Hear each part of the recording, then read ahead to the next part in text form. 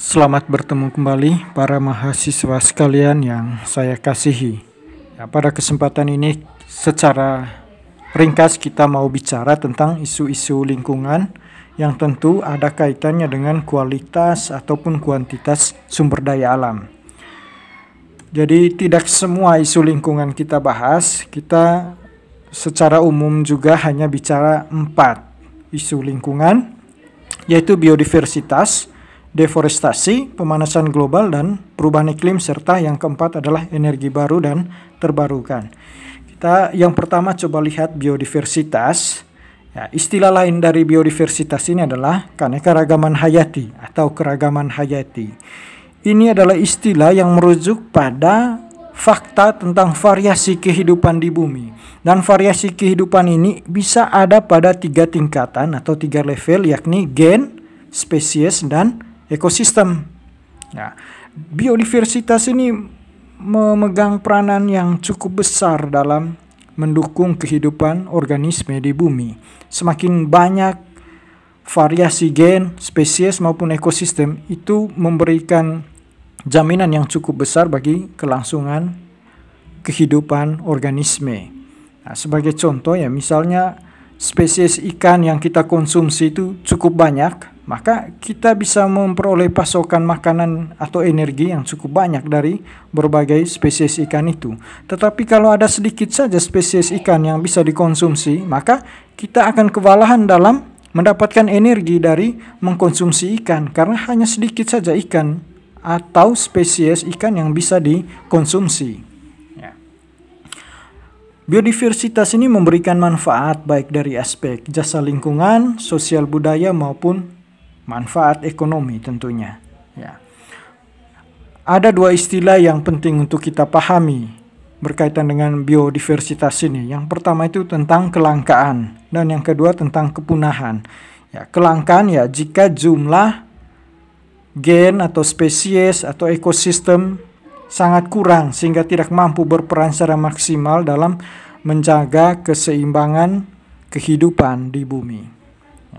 Kalau jumlah dari spesies tertentu sangat kurang, itu akan mempengaruhi spesies lain yang mengkonsumsi spesies yang kurang itu atau yang langka itu. Selain itu ada istilah lain yaitu kepunahan. Kepunahan itu jika jumlahnya sudah tidak dapat lagi diandalkan untuk mempertahankan gen, spesies atau ekosistem. Punah bisa dalam arti sama sekali tidak ada. Tetapi bisa juga jumlahnya terlalu sedikit sehingga tidak memungkinkan atau tidak terlalu menjamin untuk berkembang biak secara baik dan menjanjikan pada waktu yang akan datang. Untuk itu perlu kebijakan-kebijakan dalam mempertahankan jumlah spesies atau gen ataupun ekosistem yang ada. Untuk itu tentunya perlu ada upaya-upaya perlindungan terhadap ekosistem tertentu, terutama ekosistem yang langka ataupun yang terancam rusak. Selain itu perlu perlindungan khusus terhadap flora dan fauna langka dan yang terancam punah. Jadi semua variasi kehidupan ini bisa merupakan atau bisa menjadi jaminan bagi ketersediaan sumber daya alam yang bisa dimanfaatkan oleh manusia. Yang berikut deforestasi atau pengurangan luas kawasan hutan baik secara global, nasional maupun di tingkat lokal. Kita perlu bedakan dulu hutan dan kawasan hutan. Hutan itu asosiasi pohon pada satu wilayah sebagai satu kesatuan yang utuh. Artinya beberapa pohon tumbuh di satu wilayah yang sama dan itu bisa dikatakan sebagai hutan. Tetapi itu belum tentu adalah kawasan hutan. Kawasan hutan itu lebih sebagai istilah yang digunakan dalam perspektif hukum atau peraturan. Karena kawasan hutan itu merupakan wilayah yang ditetapkan tentu oleh pemerintah untuk dipertahankan fungsinya sebagai hutan tetap. Perlu diingat, karena kawasan hutan ini ditetapkan, maka bisa saja di kawasan hutan itu tidak ada hutannya. Atau sebagian dari kawasan hutan itu tidak ada hutannya. Tetapi tetap itu disebut sebagai kawasan hutan. Tidak peduli ada hutan atau tidak ada hutan. Begitupun hutan, tidak semua hutan adalah kawasan hutan. Bisa saja pohon yang tumbuh di kebun itu atau tanaman-tanaman yang ditanam oleh masyarakat di kebunnya bisa dianggap sebagai hutan, tetapi bukan kawasan hutan. Itu kawasan perkebunan atau pertanian. Nah, berdasarkan kawasan, hutan ini bisa merupakan hutan konservasi, bisa statusnya hutan lindung, bisa juga statusnya hutan produksi. Ya, ciri khas masing-masing status hutan ini bisa Anda pelajari lebih lanjut secara mandiri. Lalu hutan itu punya peran yang sangat penting. Ada banyak peran penting dari kawasan hutan. Dia bisa menyeimbangkan iklim mikro dan juga iklim global. Ini tentu ada kaitannya dengan kemampuan dari hutan untuk menyerap gas karbon dioksida. Selain itu, hutan juga merupakan komponen penting dalam daur hidrologis, terutama dalam meningkatkan infiltrasi dan juga evapotranspirasi. Ya. Konversi kawasan hutan di Indonesia itu lajunya cukup tinggi. Nah, kita lihat data Forest Watch Indonesia menunjukkan sejak tahun 2000 sampai 2017 Indonesia sudah kehilangan kurang lebih 23 juta hektar hutan. Ya. Konversi itu bisa peralihan fungsi hutan ke perkebunan skala besar, bisa juga kawasan hutan atau hutan diubah menjadi permukiman, pertanian, ataupun karena eksploitasi atau aktivitas pertambangan. Ya. Kita juga perlu kenal istilah RED dan perdagangan karbon. Ya. REDD. Ya. Reduction Emission from Deforestation and Land Degradation. Itu merupakan satu mekanisme pembiayaan untuk mengurangi emisi gas rumah kaca yang disebabkan oleh deforestasi dan degradasi hutan. Ya. Ada juga perdagangan karbon. Istilah perdagangan karbon ini adalah insentif yang diberikan oleh negara penghasil emisi gas rumah kaca yang melampaui batas yang distandarkan. Ya, lalu insentif itu diberikan kepada negara yang mampu menekan jumlah emisi gas rumah kacanya di bawah level yang diperbolehkan. Ya. Jadi perdagangan karbon ini jika satu negara menghasil dari aktivitas perekonomian ataupun aktivitas produksi yang lainnya, dia menghasilkan emisi gas rumah kaca melampaui level yang sudah ditentukan oleh PBB, maka dia harus menyediakan insentif atau uang untuk membiayai semua kegiatan yang berkaitan dengan pengurangan emisi pada negara-negara yang mampu menekan jumlah emisi gas rumah kacanya pada level yang diperbolehkan. Ya, misalnya Indonesia, dia punya hutan yang cukup luas. Brasil punya hutan cukup luas, lalu beberapa negara di Afrika bagian tengah juga punya kawasan hutan yang cukup luas. Maka negara-negara di Eropa atau negara-negara lain yang menghasilkan emisi gas rumah kacanya cukup tinggi dan melampaui batas yang diperbolehkan, maka mereka harus memberikan insentif pada negara-negara misalnya Indonesia yang memiliki hutan yang cukup luas ataupun dia menghasilkan emisinya jauh di bawah level yang diperbolehkan, dan dana-dana itu digunakan untuk meningkatkan kemampuan atau kapasitas negara itu untuk menekan laju emisi atau produksi emisi gas rumah kaca di negara tersebut. Ya. Saya harap bahwa Anda coba mempelajari secara mandiri tentang perdagangan karbon ini, ya, karena ini hal yang cukup penting yang perlu Anda tahu terkait dengan deforestasi dan juga mekanisme-mekanisme pembiayaan untuk mengurangi laju deforestasi pada negara-negara yang, terutama negara-negara yang memiliki luas hutan hujan tropis yang cukup besar, ya, seperti Brasil, Indonesia, dan beberapa negara di Afrika. Yang berikut pemanasan global atau global warming. Saya kira ini istilah yang sudah kita dengar sejak lama, bahkan sejak kecil. Ya.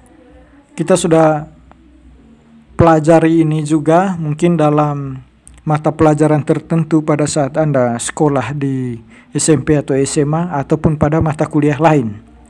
Nah, ini ada beberapa fakta yang menunjukkan bahwa suhu di bumi ini sudah semakin tinggi. Jadi pemanasan global ini adalah meningkatnya rata-rata suhu harian di bumi.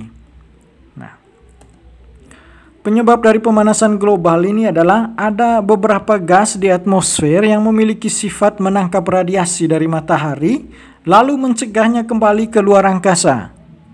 Nah, jadi dia hanya menerima panas dari matahari, lalu menahannya di dalam atmosfer. Sehingga semakin banyak gas ini di atmosfer, maka panas bumi juga semakin meningkat. Gas rumah kaca sebenarnya bersifat alamiah dan juga berasal dari aktivitas manusia. Secara alamiah, secara natural, gas rumah kaca ini sangat penting karena dia dalam keadaan normal, jika jumlahnya normal ya, gas rumah kaca ini berfungsi menstabilkan suhu bumi. Artinya, pada saat siang hari ketika matahari menyinari bumi, jumlah panas dari matahari itu tidak semuanya sampai ke bumi. Jadi dia menahannya, sehingga tidak sangat panas pada siang hari. Lalu ketika malam hari dia menahan panas itu di atmosfer, sehingga pada malam hari, pada bagian bumi yang tidak dikenai oleh sinar matahari, suhunya itu masih relatif hangat. Jadi dia menstabilkan suhu baik siang hari maupun malam hari, sehingga tidak terlalu jauh perbedaannya. Ada beberapa jenis gas yang dikategorikan sebagai gas rumah kaca. Yang pertama hidrogen atau H2O, uap air, lalu CO2, SO2, SF6, lalu ada juga NO, NO2, CH4, CFC, dan gas maupun debu-debu atau partikel-partikel lain yang ada di atmosfer. Nah, bagaimana proses bumi ini semakin panas oleh aktivitas dari gas rumah kaca ini? Nah, kita kenal istilah efek rumah kaca. Ya, kalau rumah kaca itu sendiri, saya yakin Anda yang kuliah di pertanian ini sudah tahu apa itu rumah kaca. Dan biasanya banyak petani menggunakan rumah kaca dalam budidaya pertaniannya. Nah, rumah kaca ini hanya analogi yang dipakai karena proses yang sama yang terjadi pada rumah kaca yang ada di sektor pertanian. Artinya, atmosfer ini dianggap sebagai sebuah kaca. Ya, jadi efek rumah kaca itu adalah mekanisme yang terjadi ketika panas matahari itu masuk ke atmosfer lalu sampai ke bumi. Ya. Ketika panas matahari itu diradiasikan ke bumi, tidak semuanya itu sampai ke bumi, karena sebagiannya dipantulkan kembali oleh lapisan atmosfer paling luar ke luar angkasa, sehingga tidak 100% panas itu diradiasikan ke bumi. Lalu, panas yang sampai ke bumi itu kemudian memanaskan bumi. Bumi kemudian punya mekanisme untuk memantulkan panas itu keluar angkasa. Nah, tetapi panas itu tidak semuanya keluar. Sebagiannya itu tertahan di atmosfer. Siapa yang menahannya atau apa yang menahannya? Yang menahannya itu adalah gas-gas rumah kaca. Jadi semakin banyak gas rumah kaca yang ada di atmosfer, semakin banyak atau semakin tinggi juga panas yang terperangkap di atmosfer, yang kemudian meningkatkan panas pada bumi. Ya, itulah yang menyebabkan bumi ini semakin panas. Jadi karena sejak sekian lama manusia dengan aktivitasnya menghasilkan banyak sekali gas-gas rumah kaca. Ya, jadi gas rumah kaca itu tidak berarti karena manusia banyak membangun rumah dari kacanya. Tidak, ini hanya analogi saja. Karena gas rumah kaca itu memiliki sifat yang sama dengan kaca. Ya, kaca itu bisa ditembusi oleh gelombang pendek, tetapi tidak bisa ditembusi atau tidak bisa dilewati oleh gelombang panjang. Matahari ketika dia datang, dia berupa gelombang pendek sehingga bisa menembus gas rumah kaca. Tetapi ketika bumi memantulkannya, dia sudah berubah menjadi gelombang panjang sehingga tidak bisa menembus gas rumah kaca. Itulah yang menyebabkan banyak panas itu terperangkap di dalam atmosfer yang kemudian meningkatkan rata-rata suhu harian di bumi. Inilah yang disebut dengan mekanisme pemanasan bumi yang sering disebut dengan istilah yaitu efek rumah kaca. Ya.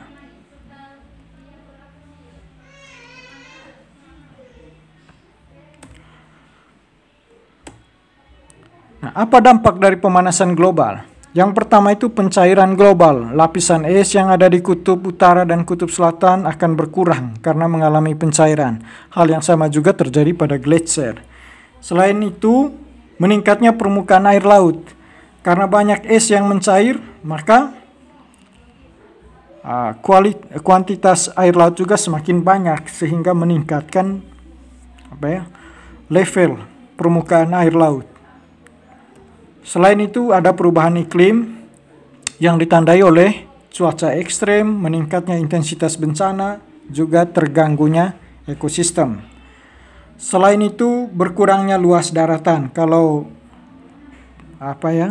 permukaan air laut sudah naik, maka tentu dia akan mengerosi wilayah-wilayah pesisir dan juga akan mengurangi luas daratan, terutama di wilayah pesisir. Jadi dampaknya cukup besar dan merambah berbagai aspek atau berbagai sektor kehidupan manusia di bumi. Ya, dampaknya cukup besar. Nah, ada beberapa hal yang harus kita lakukan untuk mengurangi pemanasan global. Misalnya mengurangi aktivitas yang menghasilkan gas rumah kaca. Contohnya apa? Ya, mungkin dengan lebih banyak berjalan kaki daripada menggunakan kendaraan bermotor. Karena kendaraan bermotor akan menghasilkan gas rumah kaca, misalnya karbon monoksida. Ya. Juga tentu diarahkan untuk berpartisipasi dalam mengendalikan karhutla atau kebakaran hutan dan lahan, aktif dalam kegiatan reboisasi ataupun penghijauan.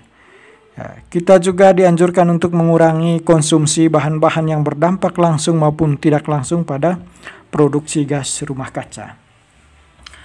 Yang keempat adalah energi baru dan terbarukan. Ya. Saya harapkan Anda lebih banyak membaca dari literatur lain, terutama yang banyak tersedia secara online di internet, ataupun ada banyak buku yang tersedia di perpustakaan. Ya. Energi baru dan terbarukan. Ada energi baru dan ada energi terbarukan. Ya, energi baru itu adalah sumber energi yang baru yang selama ini belum digunakan oleh banyak negara atau banyak pemerintah ataupun masyarakat dalam menghasilkan energi. Ya, contohnya itu ada energi nuklir, hidrogen, gas metana, batu bara tercairkan dan batu bara tergaskan. Ya. Kalau energi terbarukan itu energi yang berasal dari sumber energi terbarukan. Ya, contohnya itu adalah ada energi panas bumi. Ya, di wilayah kita sudah dikembangkan misalnya pembangkit listrik tenaga panas bumi yang ada di Ulumbu, dan sekarang yang sedang dalam proses pengerjaan itu yang ada di Danau Sanonggoang juga sedang dalam proses pengerjaan. Ya, selama ini ada isu-isu tentang penolakan ini, tetapi saat ini sedang dilakukan konsolidasi di tingkat masyarakat untuk tetap mengembangkan proyek geotermal ini.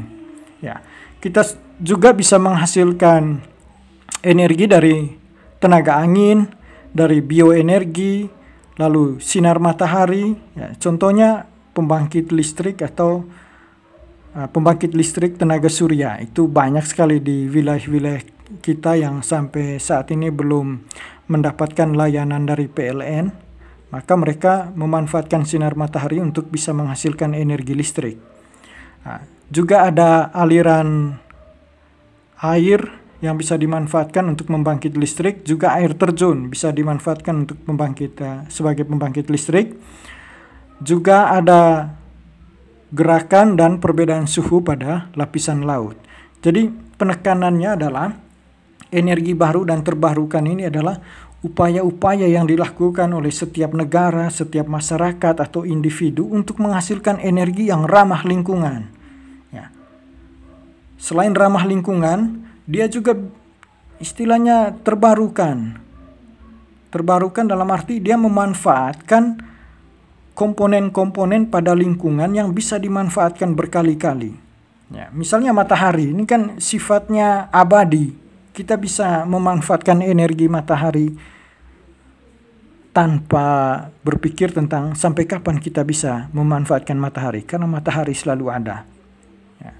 Begitupun tentang panas bumi atau geotermal, itu masuk kategori sumber energi yang sifatnya abadi, tidak akan habis, dan lebih penekanannya itu pada pemanfaatan energi dari sumber-sumber yang ramah lingkungan. Ya, jadi demikian saja beberapa isu lingkungan yang erat kaitannya dengan kuantitas ataupun kualitas sumber daya alam yang bisa dimanfaatkan oleh manusia untuk meningkatkan mutu atau kualitas hidupnya. Terima kasih. Sekali lagi saya mau sampaikan bahwa jika ada pertanyaan untuk hal-hal yang telah disampaikan ini atau yang dijelaskan ini, bisa sampaikan melalui WA Group ataupun aktif dalam diskusi di forum pada aplikasi Moodle kita. Terima kasih banyak, sampai bertemu pada pertemuan berikutnya.